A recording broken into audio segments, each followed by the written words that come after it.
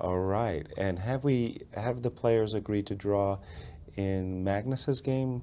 Doesn't look like it. In fact, international arbiter Chris Bird just tweeted, "Are they really going to make me give them another set of score sheets?" Apparently, yes, as we just saw on the webcam. These two are determined. King versus king, perhaps. Well, I mean, Veselin, I understand, wants to make absolutely sure of everything. He did show a line where he was winning. Well, exactly. It would have required a massive blunder. Right.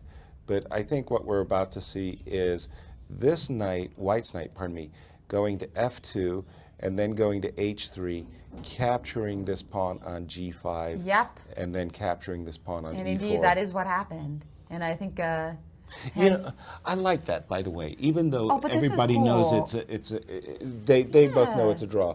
To play it out for the spectators, so the spectators, it's and there fun. we go. King versus king with a couple knights for good measure. Okay. So there are no mating chances anymore. A hard-fought, well-played game with Topalov wondering.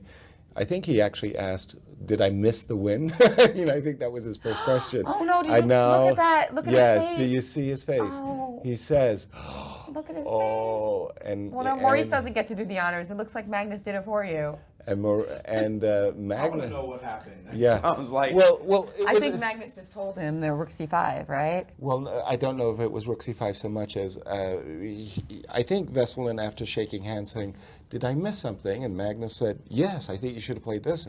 And the eyes went, "Oh, I had that opportunity," and immediately Magnus knew that he had overstepped the bounds of this game.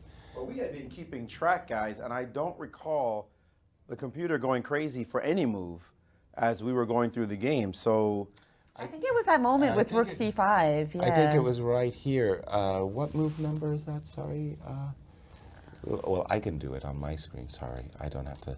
It was. Let's see. We're getting to it. We're getting to it.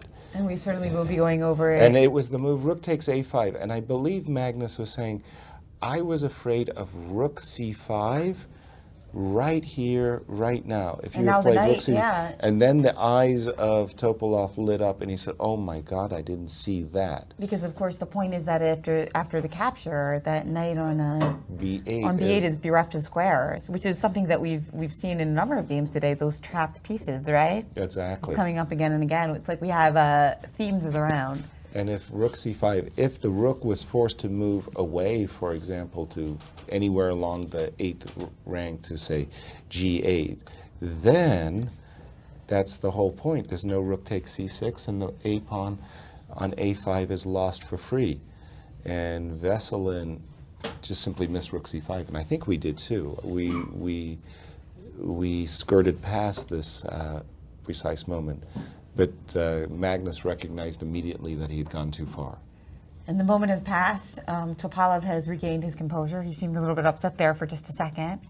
And, I think he's in shock, actually. Yeah, that's right. Oh, wow. I think he really, Magnus is in shock. is all smiles today. Well, he's just like, he was gifted.